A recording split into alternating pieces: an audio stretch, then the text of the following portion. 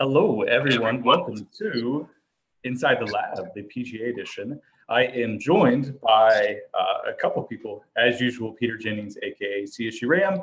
You can see him hanging out in Wisconsin, going to the U.S. Open. Pete, I'm sure you're excited for that. We'll have Colin, Davey, and Sean here in just 1 second. Let's see if we can get them on. Pete, you excited about going, man? Very excited about going to the U.S. Open. Wisconsin, living the dream here in Madison, and excited to have Sean and Colin on. Colin is looking pretty dapper over there. I'm just trying to actually think, when was the last time we were all in the same room? It was on the golf course, wasn't it? I mean, it's been. I don't think Sean's been properly roasted in the group setting. February. So I'm thinking for the format this time, we're going to turn it into Wolf again, where like everybody's going to bat lead off with their take. Sean, you can be Wolf, and you can choose one of the you want to partner with that take, yes or no. I mean, you need the help to dig yourself out of that hole. Figure out what the payout structure is later for whose takes are right. But I don't know. Like this, it has been a while. It's totally forgotten that Pete and I shot the same score that day. That even though I didn't win a single hole in Wolf, partner selection is skill. I mean, you just need to get better at that. That's fine. Like I need to work on my short game. You need to work on your partner selection. That's just how the game works. Yeah. Sounds great. Yeah, I assume we'll have a lot of back and forth with our takes. We'll definitely throw some hot takes out there. If you missed last week's podcast, Colin came in roasting that Molinari top 5 player. So we'll see if we have some hot takes quite as toasty as that. But thanks for joining us again. We're hosting in a couple different places. So we obviously have the Zoom going on. So if you're in that chat or want to ask a question, you can do so there. And if you are joining us on YouTube Live, definitely hop in the chat. It's already going right there. Ryan Henderson is talking about wearing a flannel. So that's cool. All right. So we're going to jump into the models, and we're going to sort of run through a bunch of stuff. If you missed the podcast on Monday, we definitely went through sort of the top players. So this show is going to be, given our thoughts since then, we're going to talk about some ownership now that we have a really solid idea of where guys are going to be owned and whether we think, those guys are plus EV or minus EV plays, especially in the Millie Maker at those ownership levels. We'll talk some line movement and all that stuff. So, all right, well, let's jump into it. I'm going to go ahead and share my screen, and hopefully you guys will be able to see what I can see momentarily. Hang on. All right, let's see here. Okay, here we go. All right, so here is the player model I have it. Let's see here. That was from back in the Masters, but I do want to start actually on the Masters. So I think, the field is obviously very, very loaded. This week at the U.S. Open, we do have pretty much all of like the top 50 players in the world. Ryan Moore is out with that shoulder injury. Phil might be out if he cannot make it with his daughter's graduation. But overall, obviously, we have an absolutely loaded field. And I think really the only way that we could get an idea of how ownership is distributed is to look at another major, the most recent one being the Masters. Obviously, that is a little affected by DJ's late withdrawal because of that injury, the stairs issue. But I do think it's interesting that really these guys just have a floor where they're not going to dip below. Colin, we had talked about that a little bit before, and we talked like who could potentially even be below 15%. And I'll jump back into this, the player models for this week. As we can see right here, if we sort by salary, just look at the top guys, it really only until we get to Brooks Koepka at 9K do we see a guy who could even potentially be in single digits. Is that sort of what you're expecting this week? Yeah, I think that's pretty consistent with just about every tournament every single week. There is kind of like if you just graph ownership as a function of salary, if you just do kind of average ownership, it's really tough in instances like once you get above 9K for anybody to drop a single digit ownership. Usually if you can ever get that for whatever reason, if people just think that are just like way to weight on them or someone's like really bad or something, I think you jump for those opportunities because you really normally have to differentiate like elsewhere in the lower tiers. But yeah, I mean, so far it just seems like a pretty standard ownership goes up with price type of distribution. I think, yeah, if we want to talk about like at what point do you start to even sniff single digits, I think Kepka's about right for that. There's kind of no getting around that. There still is some variation among the top tier. So even if you can only drop down 3 or 4 points in ownership, like in the 10K tier, I think, that's still leverage. It still gets you something. It's not the dramatic leverage you're looking for, but when you're talking about such a top heavy payout structure, you need every bit of leverage you can get to lower your ownership. Like being profitable in the Millionaire Maker is really shooting for the top prize and not just shooting for the min cash. Yeah, that's definitely fair. So if we sort by just projected ownership, the guys, the top guys here are 17 to 20%, but I think there are going to be some guys that are going to be a little bit higher owned than that. I think one guy is going to be Adam Scott. Pete, we had mentioned on the podcast before that Adam Scott was sort of almost a must play in cash games, but almost an auto fade in tournaments. He has seen some line movement. I did write an article just a little bit ago that tracked that Adam Scott has seen some positive line movement over the week, especially today, which really I think sort of suggests that he could be, if not the highest owned guy, but right up there. What are your thoughts on Scott, particularly in the Millie Maker this week? Well, I agree with you. He's one of the highest equity golfers. Great equity relative to his price, but I expect him to be one of the highest, if not the most highest owned players. And the nice thing is you can pivot away from him. So I do think that it makes a lot of sense that he's a guy that you can definitely fade and feel comfortable fading in the Millionaire Maker because of his ownership.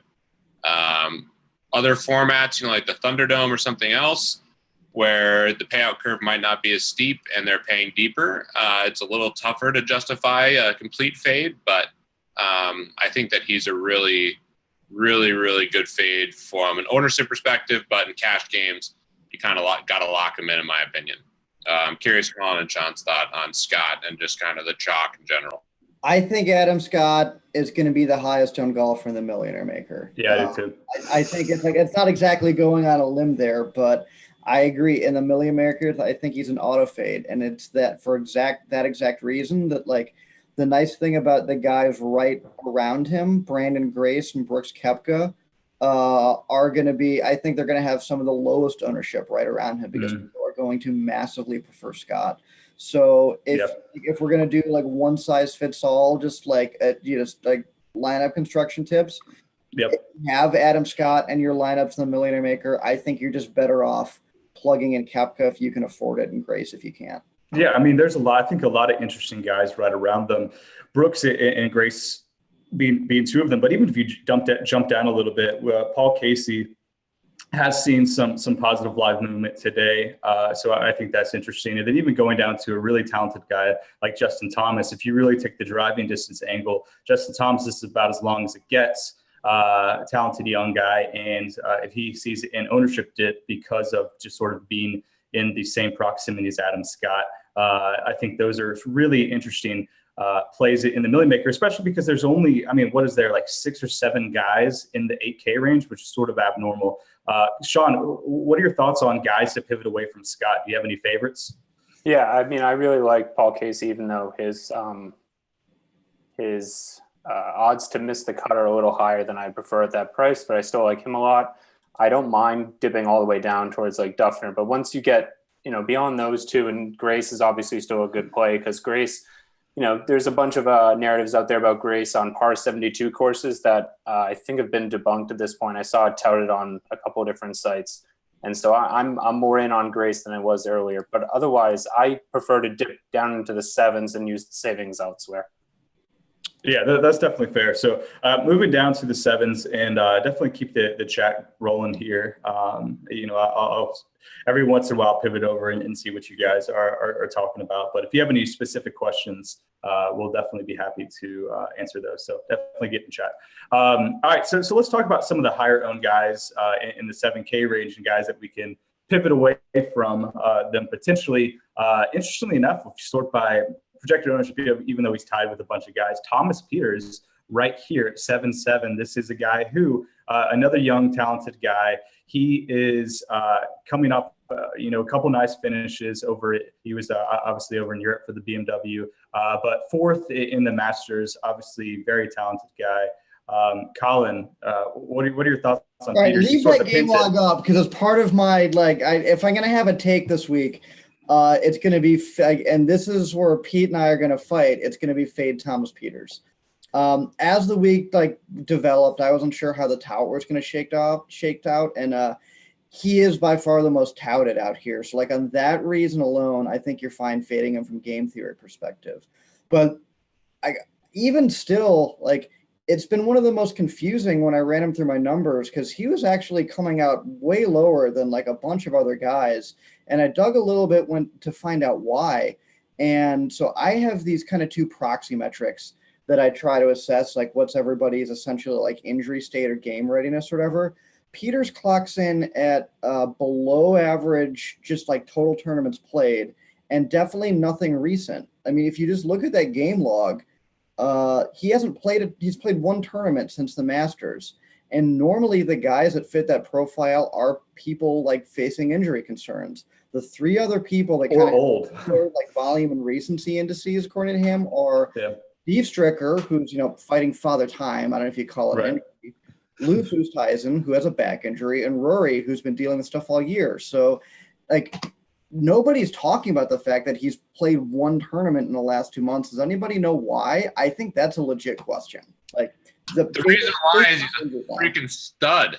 That's why. He's not Rory, where you can do he just shows up to the Ryder Cup, the Masters, and just crushes these elite fields. I mean, he really just shows up. But yeah, I can see. I think that there's a lot of merit to fading him, given his ownership. There's still a lot of variance. He's not like a stone cold lock, relative to his price in terms of equity. It's not a situation like Adam Scott or even Molinari, who I think is way too cheap given his skill level. But he does fit the course well. He plays tough fields extremely well. There was some off the course stuff that potentially could be correlated with this, Colin. I've done a little dugging as well, but my inclination is that he's just a stud and he just shows up when he wants to. The Belgian bomber. I get that. You're allowed to do that if you're Rory and you're set for life and you have all of your endorsements. If you're Thomas Peters, I don't think you could. I mean, now I've apparently become that old dude in the rocking chair saying oh, you gotta want it more and you gotta play more often, which is just maybe my final form to begin with. I'm fine with that, but I don't think there's a reason when you're as young as Peters to skip that many tournaments. I just don't get it.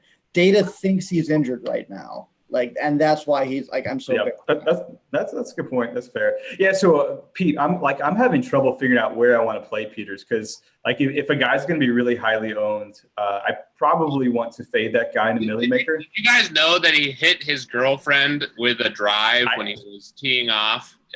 Andy Smith just said that in chat. I didn't know that. Is that true? When I was trying to Google whatever, all the headline reads is Thomas Peter apologized for hitting girlfriend, and it doesn't clarify with an errant drive. So I'm oh good God, what am I getting into? So lengthen the headline, guys. I really don't understand why he's not playing more, and especially since he's this young touted guy. I mean, he got selected for the Ryder Cup. And everyone on the team, and I don't even think it was just players speak or whatever, the coaches saying stuff. I mean, he is an absolute top 10 talent in the world, in my opinion, in terms of just golf talent. Why he's not playing as much, the desire, all that stuff, I don't know. But the fact of the matter is, from a DFS perspective this week, we know he's going to be heavily owned, and there's a lot of variance in his game, and it's not like he's a stone cold lock. So he was my favorite play coming into the week, but everyone else is kind of thinking he's the favorite play. So I have no problem fading him at all. Colin, I know we wanted to have a big debate here, and damn, I thought I'd get more of a fight on that one. But I'm with you. Like Adam Scott. If Adam Scott was 8,300 or something like that, and he's still way too cheap at 8,800, I'd be arguing with you more about hey, he's at a price point now where I just think you got to play him. Even in the Millionaire Maker, I think that the equity's high enough. I wouldn't jam him in everywhere, but you're getting such a nice savings there. Yeah. And some of these other cheap guys, like I'm probably still going to have a decent bit of Molinari in the Millionaire Maker, even though I think he's going to be somewhat heavily owned. Byung-Hun An is another guy that I'm debating who we can talk about, but Peters is not in that threshold where he's just severely underpriced relative to the field. He's definitely, I think, a good value still, but he's touted way too much. Yeah. And one problem is that, like, I think he's in that no man's land. Like, Adam Scott is underpriced, and he's, I think, relatively safe. Like, I think that we feel pretty good. Like, if we just had to give guys probability of making the cut, Adam Scott would be up there for sure. So even though his ownership sort of dictates that he's a fade in the Million Maker, he's a really solid cash game play. But like what you mentioned, Pete, is that Peters is a guy that's a little more boomer bust. He's certainly, not the safest guy in the world. So he's in a weird land for me where, like, his ownership dictates that I fade him in tournaments, but also he's not really safe enough to roster in cash games. So I'm not really ending up with a lot of Peters, even though that's a little uncomfortable. Sean, what are your thoughts on him? Are you having trouble rostering him as well, or am I overthinking? I'm having no trouble completely ignoring Peters, especially in the large field events, because I like Noren a lot more, and I like Hatton way more. So I'm comfortable taking the savings and ignoring a player that is boom or bust at probably 20%. I know we have him at 17, 20. I think he's going to be really close to 20% ownership. So no, I'm not struggling at all to fade him in any large scale tournaments, but the smaller ones, smaller field events, I'm looking at them just as, in one or two lineups here and there. Definitely fair. Okay. We got a question about using this form differential metric, and I think that's a really good one. So let's look at it here. So these are just the guys who their long-term form is in their recent form is a little different. So I've sorted right now, like, these are the guys that are playing well relative to their long-term form. So Molinari, Thomas Peters is a guy, even though he hasn't played that many. But if we sort of reverse it, we do have some guys who their recent adjusted round score is definitely higher than what we'd expect based on their long-term one. So these are guys potentially that are going to be a little lower owned, and guys that you could buy low on. Some of these guys aren't like the longest guys in the world, but any of these guys, Colin, I'll kick to you first. Like super low owned, like buying low on them talented guys, like maybe a Keimer that you're interested in single digit ownership in the Millie Maker. I mean, like, well, first of all, the caveat, like, a lot of these names have, like, the just because there's so many, like, no names in the U.S. Open that, like, you'll get, like, weird names like Joel Stalter in there, who's just, or like Brandon Stone, who's, like, don't have any real data behind them. Yeah. I mean, with those guys, like, I mean, it's like, if it's recent form, I mean, like, recent form is an important thing. So, like, those are the guys that, like, honestly, be looking to fade. Like, Russell Henley has just looked like garbage, for example, his last 2 or 3, and maybe, like, what about Hadwin? I think that, I mean, as much as I loved him earlier in the year, like, there's so many people that I prefer to Hadwin at this point. Like, I think he was still pretty chalky in the Masters. Maybe there's a little residual chalk there if, like, the people are still only looking since Augusta. Like, there are people, like, at his price point that, like, I'm definitely higher on for sure, especially at a distance course. Other names, it makes sense. I mean, like, there is some context you have to apply for why they're on there, right? Snedeker, for example, like, he's been failing lately because, he has a known injury, like, that he's dealing with. That's, like, a risk that it's debatable as far as whether or not injury risk is something you want to take on. Yeah, it generates lower ownership, but, like, there's a chance of a withdrawal, like, especially with this super rough fescue around Erin Hills. Like, Snedeker is the last person I'd be, like, wanting to hack away at tall grass with a wrist injury. Maybe real quick on the fescue, because I think this is an important topic, just real quick to interject. They did shave the fescue on 4 of the holes. Rahm referenced that he wasn't even going to practice going out of there because it's a really likely way to get an injury. So that's another element. So I think your point is spot on, Colin. And the next thing is these fairways are like the widest fairways they've ever had at the U.S. Open. So obviously it can still go there, but I think it was pretty overblown. I think that Kevin Na video really Give it up for Kevin Na for just Really? single-handedly introducing some landscaping to a major. I know he's getting all the credit for it, which I think is a little overblown, but I think it's still, if we had to do odds for like which person will complain the most about like the court, like, I think Kevin Na would have been a heavy favorite. Like let's have that as a prop bet going in to the British Open like in a month. Kevin Na's a member at Southern Highlands in Vegas, which I play a good bit, and yeah, I'm gonna have to give him credit when I hopefully I'll run into him one of these days. Absolutely, Pete. Really, to kind of expand on like something you're talking about. Like, I think with majors, like, there's a lot of tendency to just like assume that, like, look at past U.S. Open results and try to put them in context here. That's how you get some people talking about like, oh, look at how great Jason Duffner is at the U.S. Open, and like maybe that's applicable. I mean, ignoring the fact that like they're all on separate courses entirely, but they kind of try to do the same thing generally. Like, it seems to me Aaron Hills is just so much different than your typical U.S. Open setup, where usually they try to grow out the rough around the edges and narrow the fairways and make it more punishing. It's so long and the fairways are so wide that like you just have to almost like throw out past U.S. Open results. And I can't emphasize enough how much of a different course this is compared to past U.S. Opens. Like, do you guys agree? Yeah, I mean, even Chambers Bay, which is the one that people are saying that it's close to, I don't even think it's like that is even that great of a comp. Or like Pinehurst #2, like those are like the close ones that you could talk about. Whistling Straits back in like years ago. I mean, those are long courses, but you're right, just because the fairways and even like the elevation of the greens, either high or low, really makes it just a unique course. And I think one that really favors the studs. Sean, do you have any takes on the course? We didn't really hear your thoughts on it because you weren't on the pod. Yeah, no, you guys did a good job of covering it, I thought, on the pod. The one that I think wasn't mentioned as far as a comparison one would be Shinnecock. That's the one I've been definitely comparing the most to, but it's super tough because they haven't, had a U.S. Open there since 2004, so there's still no course history there.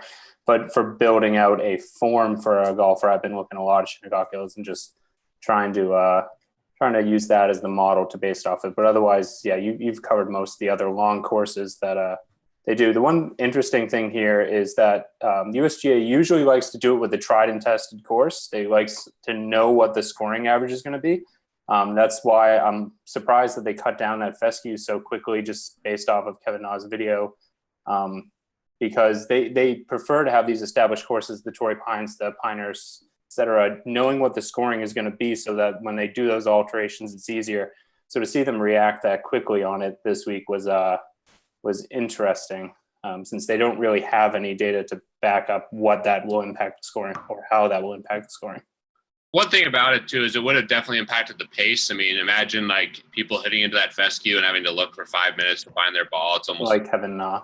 They would have been leveraging all that time every time. So yeah.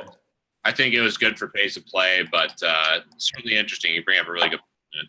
Yeah, especially since Kevin Na I believe he's grouped with Keegan and McGirt, I believe, which is going to be the slowest group of all time. I mean, it's going to be brutal. Not going to follow them tomorrow. We'll talk about later who we should follow tomorrow, but yeah, it'll be a good time. Yeah, I did want to bring this up. So here we can pull up. This is Justin Thomas. This is his Twitter. He said, was curious what the walk was like out of Aaron Hills today, including our, which I thought was a long one, and Hilly, 19,000 steps. So this is probably a really dumb narrative, but are we worried at all about guys who are in like less than ideal shape this week? No, that's so stupid. Okay. Absolutely so stupid. Okay. I know some people out there brought it up. I mean, that wasn't right out. Duffner's fat. This isn't your muni where you're caddying your own bag and it's actually tiring. Like, come on. That's fair. Okay. I mean, it's a long course. I figured out. I got that question earlier in the week, and I thought it was egregious. All right. I'm sorry. I mean, they have a caddy carrying their bags. They have food. They have all this stuff. Like, dude, you have to walk a couple 100 yards, 300 yards at most of the time, and then you hit your golf ball and you wait. And come on, like. This is not an angle. That's just the tradition of being a sports fan, projecting your own experiences onto professional athletes and just assuming it's 1-to-1 because that's how it works, right? They're built like you and I. Like I totally get that. Yeah, no, you're right. I wasn't playing that angle, but I figured I should ask. Another angle that I'm skeptical that's really going to affect things a whole lot is the weather. Obviously, the Erin Hills has no trees on the course, or very little trees. So wide fairways, but wind is probably going to be a factor. You can see here that the wind is projected to be pretty heavy. There's not really a huge difference between any like particular tee time. So I don't think there's a huge advantage there, but rain and the dew as far as like the greens could be a factor. I'm not necessarily playing weather angle too much, but Pete, you had been talking pre-pod that you might think there's a slight edge towards some of the golfers. I was just looking into it. I don't know if there's going to be much of an edge. I mean, the weather stuff is something I'm always looking for because it's basically the only correlation that you can find in DFS golf. Obviously, course fit, you can align people in that regard, but in terms of a way it's going to impact a lot of people, the weather is really the main correlation angle that you can play if it's a factor. I don't think it's much of one. If I had to lean one direction, I think I go Thursday AM, Friday morning, which is actually the opposite of one of the other weather guys in the industry who, you said if you want to avoid any chance of rain, you could go Thursday afternoon, Friday morning. But my thought process behind that is I think the conditions tomorrow actually might be pretty decent. Obviously, the course is going to be a little bit more moist, which is going to make it play longer, which is a challenge when it's 7,800 yards. However, the winds are going to be lower, and I think that there's a good chance to hold the green a little bit more. Some of these holes have some severe issues in terms of the ball falling off. I still think you'll be able to hold the greens in general this week at this course, but any additional advantage is huge because there's huge roll-off areas. And then if you fall off into these bunkers, like lightly from the greens, you could be totally screwed. Some of these bunker shots, you're going to see guys make, double and triple bogeys from the greenside bunkers. And these are the best bunker players in the world. So that's one reason why I think there could be a slight edge. We'll see what the weather does on Friday, but I'm pretty much ignoring it at this point after doing some more research. Yeah, I mean, that's the fun part about the U.S. Open is the course really favors bringing out the best players in the world. So even though it is long, GIR is not unimportant. Putting is not unimportant. In the PGA breakdown I wrote, I did a four-way Venn diagram of like people who are above average in just about everything, and it's very little. It's like Rory and that's a couple other people that fit that mold, but not many. Got a good question. I think Colin, you might be the best person to answer this. What do you do with like golfers that we just have like no info on? Like obviously it's like hard to really figure out what to do. Like Matthew Campbell or some of like these rookies that we just really don't have anything on. I mean, I guess you could like Google them and see what they're doing, but I mean, is there really any guy in the model that's like really worth looking hard after that doesn't have data? I mean, I have a more discerning standard for regular tourneys when I only have 8 tournaments, or 8 everyone in this bottom half, no, I'm just ignoring. I think that is getting way too cute with your lineups if you're digging in these things saying oh, no one else will be on it, and I know his super secret backstory and he's totally ready to get it's not only are you just it's unnecessary risk and they're just not even in the same class as some of these professionals, but I think savings is also overrated in millionaire maker tournaments because you need to leave so much money on the table to get your ownership down that you don't need the savings. I wanted to ask that question actually anyway to everybody here. What is the most amount of money you're planning on leaving on the table in any of your lineups for the millionaire maker, given shooting for the high payout? Anywhere between 1,000 and 1,500. Yeah, 15 is about my cutoff too. I'm going as low as 2,000. I think it's that important. So I mean, that is I don't think that's for damn sure. If you're gonna roll some chalk, then you better leave a lot of money on the table when you do that. Yeah, definitely. I know that's for sure. I have no problem leaving 2,000 on the table for any of my lineups. I just when we did this last at Masters, that was before I really took a deep dive into ownership. Now that I've come out on the other end, in the dog leg, normally I'm comfortable leaving 1,000 on the table to get ownership down. Now with such a top heavy payout, I'm fine with 2,000. I think I'm a little bit more aggressive than you guys as far as money left on the table, but I mean, I don't think I mean, I think like 4,000 is too much. Like you can start to like that's clearly too much there, but I think 2,000 is defensible.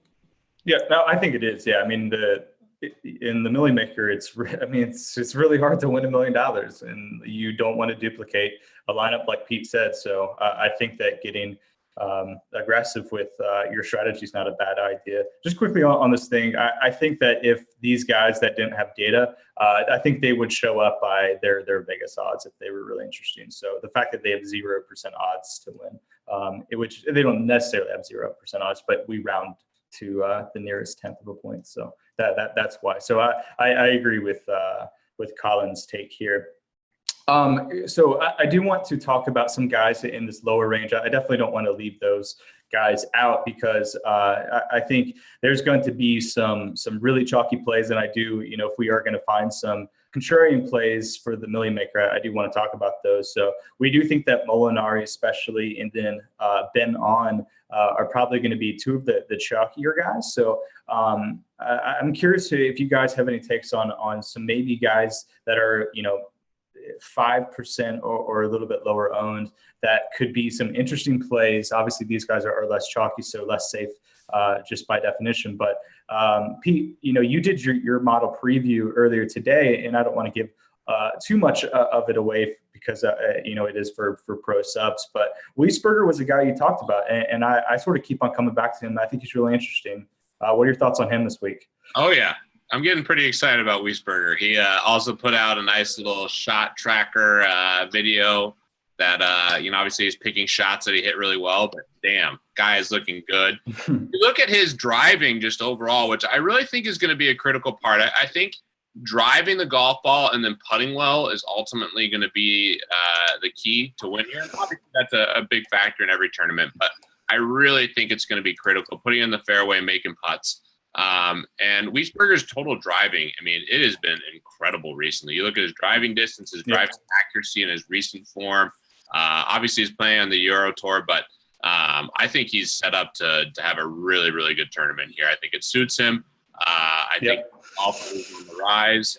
And at his price tag, there's a lot of options in that low 7K range. And he's not a well-known name relative to some of these other guys. So I think his ownership won't be too high either. Yeah, I don't think many people are going to pay 7-1 for him when Molinari is somehow just $100 cheaper. But yeah, you're right. His driving distance is really high. And not only has he been driving the ball a ton and playing really well, but he's also been one of the most accurate guys off the tee. So probably the quick, I got a question for Colin. Another thing I was looking at more earlier was scrambling. And Brendan Steele this year, and if you look at our long-term data, he's not quite as high, but PGA Tour put out a stat, and based on whatever time frame they used, I assume it's just for this season, Brendan Steele was number one in scrambling. I know you sleep with Brendan Steele blankie when you go to bed, Colin. What do you think about him this week? I think he's been talked about absolutely zero so far. I think he's one of my favorite leverage plays on the board. Not that you need me it takes maybe a slight breeze for me to get on all right, time to go on the Brendan Steele train again. Yeah. But not only that, but he has the distance to compete here too. His thing is, he'll storm out to storming lead first 2 rounds and doesn't have the endurance down the road. Who knows if that's a perpetual thing? And at the very least, he's good for some birdies. I think you will struggle to do better to find a better pivot play than Steele in that price range to really get your ownership down. Him and Wiesberger are definitely kind of in the same class. My mini hot take is I think Wiesberger is arguably a top 15 golfer in the world right now. God, stop it. Stop it. I'm on Wiesberger already. Let's not get him hyped up. Pushing buttons here to try to figure out what do I have to do to get some disagreement there. Apparently, there we go. No. I'm with you. I think he's really good. I just want you to keep it down, bud. Let's not Wiesberger train going too hard. All right. Well, no, actually, it has been a while since I've been on the other Euro guy actually that I think will get touted down the road too once he starts playing more PGA Tour events is Boss Ross Fisher. He's my definitely up there. You're leveraged on Ross Fisher this week, Colin. Yes. it's everywhere. Quite the leverage, bud. Oh yeah, like no, he's love gonna me be some sub Fisher. 10% for sure. Like I don't know that I like anybody in his price range better than him. He might be sub 5%. Oh yeah, definitely. Yeah. Always go for those Euro guys in these like public money events. Yeah. I mean, that's why you fold in Euro data to all that stuff because like it tells you something when they come across the pond. He's been carrying it up over there. I'm excited for Paul. Would you say he's a top 20 player? That is not quite. He's not. Yeah, he's not seeded in the NCAA tournament, but like he's a dangerous sleeper. Mm. Yeah. Do you That's like fair. Ross Fisher more than Mr. Titleist Peter Uihlein? Yes. Really? Let's not talk about Peter Uihlein. That guy is still giving me nightmares. I woke up in a cold sweat last night. Just thinking about Okay. having to retire. Just fade him. like him a It's lot. an easy thing. I think he's overrated. I assume I'll be fading him this week too. I have a million. He is 0 to 1% projected ownership. I mean, come on. Yes. Which I- is great. I don't care. If you know my favorite, like who's your like of all the people? Let's do the super leverage plays. Like of everybody who you think will have less than 2% ownership. So we're really getting deep into here. Who's everybody's favorite? I have mine, and Pete has a 50-50 chance of guessing who it is. Harris English. Wait, phrase the question one more time. All right, like of everybody you think is going to be 2% owned or less, who's your favorite? Like to do well, and you should be able to guess mine. Hold on. Let me pull up. First, give your own. Like I don't want to like. We'll do the review. Who I think is going to be under 2%. I like Vegas. I would have here. guessed that you would have said Brendan Steele right away before we started the show, but obviously I think he'll be above, like just Do you above. think Rio will be above? I think Griot's I think gonna be Griot, 5%. Yeah. Yeah. I like Vegas if we're looking 0 to 1%. Is that who it is? No, I do like that pick for a sub 2% play. But hold on. Let me give me a second here, but let me look here. Oh, Roberto Castro. It's got to be. Definitely not Castro. not Casper. See, like all right, Definitely not Castro. that's the sucker bet. And Chez Reavie is not playing, so that makes it a lot harder. Definitely not him. Let's see here. I should be able to get this, and let me see. I have to check a couple other sources here. I gotta. Let's see. Well, Here. what are your guys' favorites? If you want to go, I love Brian's pick of Vegas. If you just want to go super leverage. So, and salary. Committed to it doesn't have to playing be like 7%. Adam Scott and ignoring all our advice, you basically have to put in someone like Vegas to get your leverage back. Oh, I mean, Sean's definitely this guy right here, Matthew Fitzpatrick. 2 to No, 4%. I'm not on Are you really Fitzpatrick. taking Fitzpatrick, Sean? No, my entire take on Fitzpatrick was based on the Masters. Every time I've only taken him heavily 2 times, and it's at that stupid tournament that he says is his favorite, whatever. Oh, yeah. Oh, Harbor Town. Always The freaking RBC. blows it. Yeah, Harbor the Town. RBC. He's He loves the that worst. thing, dude. He has a painting of it at his house. He absolutely loves that. All right, for Christmas, he got a head cover of it, of the logo. He absolutely loves that course. This last year, I had every single one of my golfers make the cut except for that one. It was just so painful. I've never been in more pain in my entire life than stupid Patrick. Fitzpatrick at Harbor Town. Nobody's So got bad. my super low ownership pick. Brock yet. Egan, right? I'm shocked it's taken. That is Oh, a no. good guess. I might have it other than the putting thing. Are you thinking Lucas Glover, Colin? No, he is also a good. I think he'll crack like 4%, but like I don't care if he can't putt. It's gonna rain. The rain will take care of that. Like that'll be fine. He can. All right, I got one of my guys who I think is going to be 1% or less, and it might be your guy too. I think Sean O'Hare is a really good play. No, that's also a good one. I don't know. Hold on, let me keep looking. It's not Lowry. Just go down the list, Pete.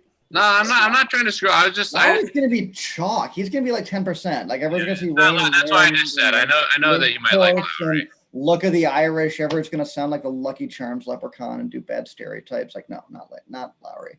Gary Woodland's a really good one, but I don't know if he's going to be 2% or less. I really like him. He's I think he's gonna be up there. JB is it the chat? The chat wants to know if it's JB.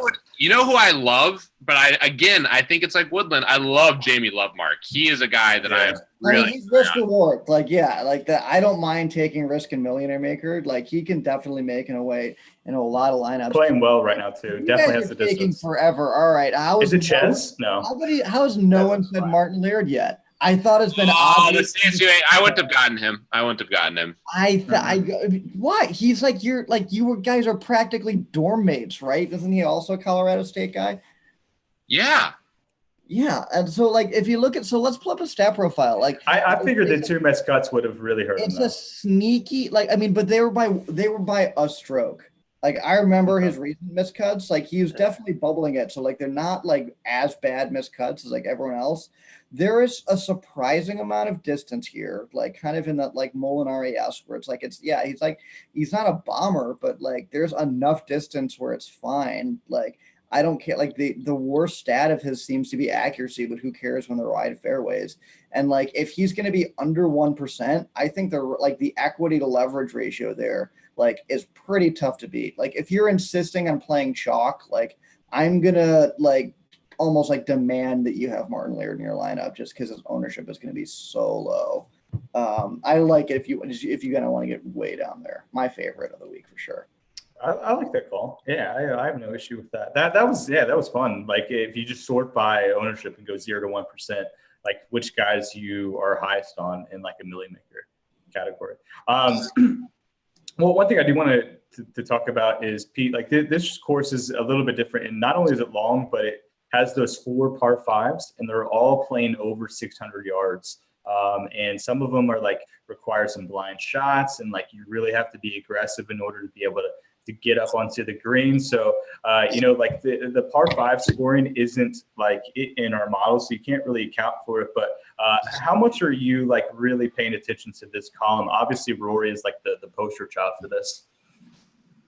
Oh, I'm paying attention to par 5 scoring a lot. And one thing I learned last week, you do have to look, and we'll look into ways we can implement this. It's a big challenge with all the Euro data to get some of the stuff, but like you have to look at how they score as well too. So JB Holmes, for instance, last week I wasn't on him at all, and I really should have been after seeing how many sharp players were on him. And my argument not being on him was, hey, he's not a good player in terms of par 4 scoring. Look at him; he's way over par in par 4s, and he's not a great golfer in that regard. But I looked into the data deeper. He's top 10 the last 2 years in par 4 birdie making on the PGA Tour. He's just in the bottom 10, 15 percentile in terms of bogeys. So he's a great DraftKings golfer. So you really need to figure out who scores well specifically on DraftKings. And obviously you want to look for the guys who make a ton of birdies on par 5s. And when you start looking at those numbers, I mean, it's the names that you'd expect. I mean, it's Rory, it's Matsuyama, it's Adam Scott, it's Dustin Johnson. It's these guys who can bomb the ball and are really good golfers. So that's kind of what I'm trying to figure out, is if there's anyone that might be more valuable, cheaper. And there's certainly some guys. I mean, Peters is really intriguing in that regard.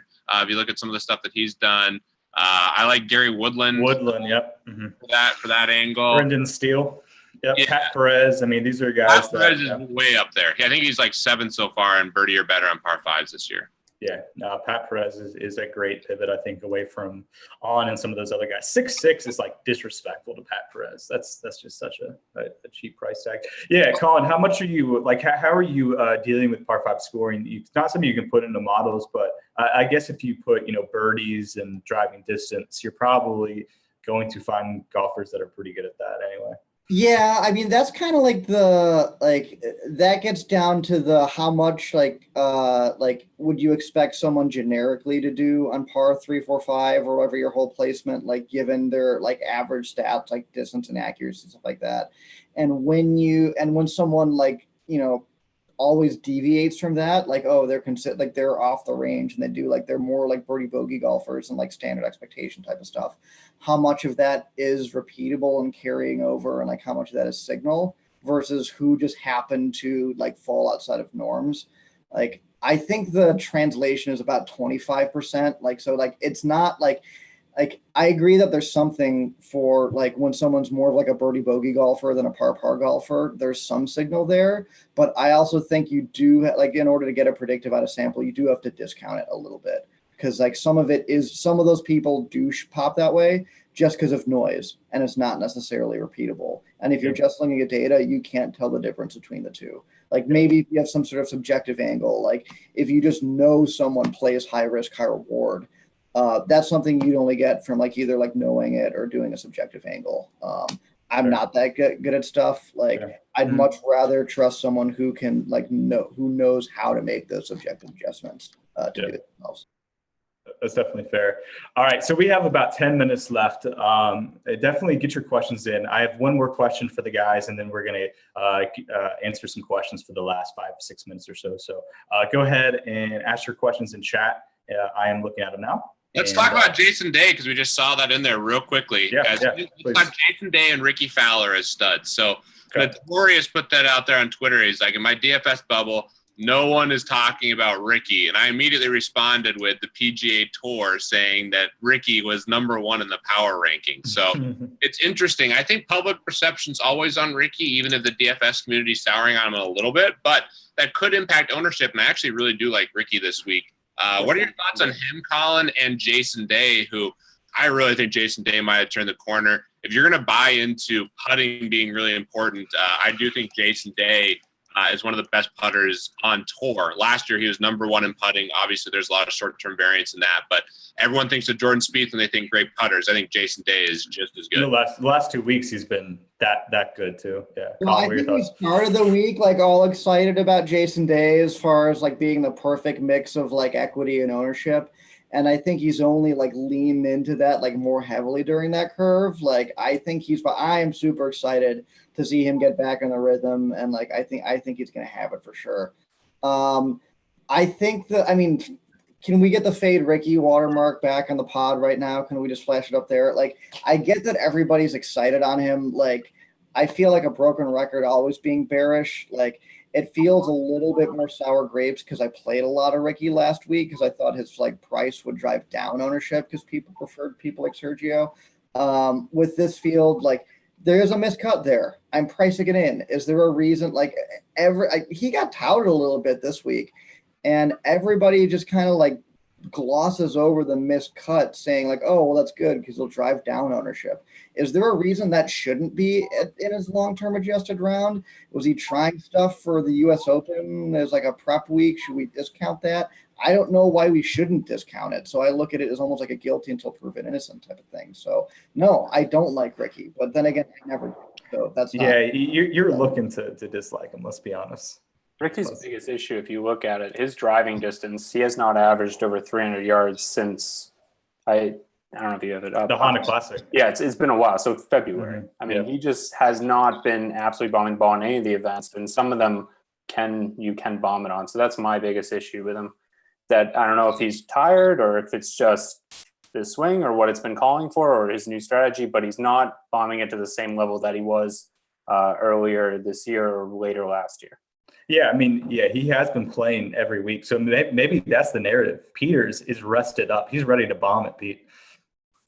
This whole rest angle with golf is absolute crap. I mean, yes, I agree. We've talked about it before. I agree. Keep going. Yeah, it's just total crap. I mean, these guys, they're especially for someone like Ricky or whatever. I mean, come on, So what do you attribute him not averaging? Probably trying to do more of an accuracy take. I mean, the other thing too is we don't know what clubs he's hitting every time. I mean, obviously it's important to look at that. You want guys who are going to be aggressive and hit it far, especially in certain tournaments. But I think he still definitely has a gear to go to if he needs it to rip it. I think he's going to be fine. He's no Dustin Johnson or Jason Day, but I think he's fine. One guy that I'm encouraged about with the driving distance turn is Justin Rose. He has just absolutely been bombing the ball. Here's the next guy I was going to ask about. We have a lot of chat questions on him. Yeah, what are your thoughts this week on ownership for him? Yeah, I guess his recent stats aren't as good, but if you looked at beforehand, his recent driving stuff over the last 75 weeks has really trended. That's where it really came in was the end of last year. I guess his stats in particular at the Masters were poor, but he's a guy that has definitely they've talked about it on TV as well, how he's hitting that M1 a lot farther. So I definitely am bullish on Justin Rose this week. Is there a chance that he is, under, where would you put the over under on ownership for him, Colin? 18%. Would you take over or under? That's a really good line, I think. Okay. I think he's I agree with I think he's a pretty good. He's a justifiable play. I think he has as good a chance as any, and I think his ownership is right there. I think pre-pod I called him about a neutral fair play. I think that's pretty much it. The guy, it's kind of weird that we haven't talked about, I mean, the odds-on favorite, Dustin Johnson, yet. Right. I think people are understandably off him a little bit. We were bearish on him like earlier this week, and understandable because there was a miscut in there. I was expecting him to get touted a lot more, given that it's such a distance-heavy course, and bombing it is his calling card. And the fact that people aren't on him drove his ownership down a little bit. And I'm almost like he's almost there where he's a justifiable GPP play, where it's kind of like people are getting priced out of DJ and people are scared of it a little bit. I don't know if I'm quite there yet, but like it's within the realm of possibility, which is way different than I thought it would be when we started like all of this on Monday. So how have your guys' feelings changed on DJ? And like, or is this just yet again fancy play syndrome where like pricing people out isn't like real? Yeah, I'm worried that he's actually gonna be lower. Go ahead, Sean. Yeah, I'm the exact way as you, Colin. I think that there's a little bit of a narrative out there, especially with the kid coming, him not getting to the course until Tuesday afternoon, but he actually got in 18 on Tuesday afternoons, and then he's been there obviously all day today. So I'm hoping that that narrative will drive the ownership down to a point where he becomes a GPP play, and I'm starting to come around the same realization you are. Cool. You guys, I'm with you in terms of the sentiment that we're talking about here, but he's still the most touted guy out there. I mean, literally everyone talks about Dustin Johnson. He's the previous U.S. Open winner. He hits the ball a freaking mile. DFS players who play sparingly, probably he's going to be owned. There's one. Under 20% ownership. Over. Yeah. All right, hey, now let's find a good let's find a good over underline, because like I think 26% is a good over. I was gonna say like 27. I'll take under. Sure, I think I probably like under 26 too. You want all right, 24. Yeah, I'll take under 24. Yeah, I'll take over. Okay. And a Millie Maker? Yeah. Over. Yeah, I'll take over 24. Yeah, for sure. So a question as well. FanDuel's new format with 8 golfers, I think is particularly interesting this week. Can I address something too on FanDuel real quick? We got the Godfather, who hopefully is tuning in somehow, but the Godfather has just completely monopolized the FanDuel spot. They need to. The guy's a legend. For my money, he's the guy I'd want to invest in as a DFS player. But he has. They need to get a matchup blocker, because I've never seen anything like this in the history of DFS. Wow. Interesting. Yeah, so I just want to quickly touch on strategy. We only have a couple minutes left here. You have to roster 8 golfers. They don't do the rounds 1 and 2, rounds 3 and 4 anymore, but you do have to take 8 guys. And this week is interesting in that you have to get 8 guys out of only 60 guys who make the cut. It's not 75 or whatever like normal. There's only 60 guys that make the cut. So you have to get a pretty solid percentage of the total guys that make the cut in your lineup to actually probably cash into these tournaments. Colin, how does that affect your strategy? We haven't really talked about that since that they've really changed this format, and it's also tough this week because of the low amount of people who make it. Are you taking pretty much just solely guys, like just balance lineup, just only guys that you think have a really good chance to make the cut? It's somewhere in between. So like the closest strategy we have so far is like, if anybody played Fantasy Feud PGA way back in the day, rest in peace. It was actually one of my favorites because their format was you had to pick 10 golfers and scoring was only based on finishing position.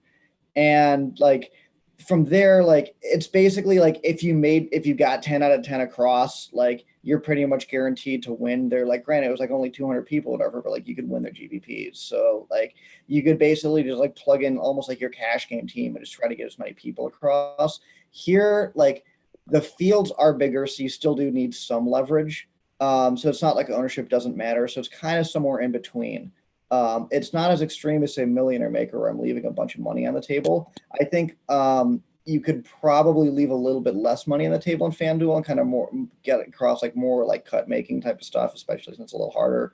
But like, I think ownership is still like mildly predictable, like from Buzz alone, just because like it's such a new format and people are still figuring it out. So I don't know, it's somewhere in between. But I don't know how much I'd realistically change relative to all the stuff we're talking about here with DraftKings. That's fair. Last question. We're going to get out of here. Let you guys go build some lineups. We had a question here. Better strategy for GPPs from Harold. Balance their stars and scrubs. I'm sort of team stars and scrubs just because in the Millie Maker, you're not going to win if you do not roster the winner of the U.S. Open in your lineup. And the best way to roster the winner is to roster the best players. So I think that stars and scrubs is the best route to go, but you need to find some contrarian scrubs. Pete, do you have any thoughts on that? Yeah, I definitely like that strategy for a lot for tournaments. These guys, especially at the top, have the most equity. There's certain weeks though I really like going balanced. If you know that there's some really chalk low end guys, which I think a lot of people are going to basically go stars and scrubs this week because there's so many good plays between 6,700 and 7,500 that you can kind of load up that way. So I actually don't mind leading off a team with someone like Koepka, or even a little bit higher with Rose, and then building a much more balanced lineup, because I think that combination of golfers will end up being unique, especially if you want to leave some money on the table. That might be a great millionaire maker strategy, leaving like 1,000 or something like that on the table and starting off with your highest golfer being a Koepka or a Rose. And two more shout outs real quick before we get off. I really think Jet Black X is also a great player right up there. They mentioned him in the chat. And the second thing is I have a good feeling about Justin Thomas this week. JT, I like it. Sean, any last thoughts? I guess we can. I don't know if we want to repick winners. We may not have to. Any last thoughts, Sean? No, just do not roster Matthew Fitzpatrick. This is the one week I am not going to doubt him. Please do not roster him this week. Fitzpatrick is winning the U.S. Open. Let's be honest. Yeah, Sean just made it happen. You're welcome. Colin, any last thoughts here? I hope that New Glarus Brewery in Wisconsin somehow gets a sponsorship out of it just because it's right next door.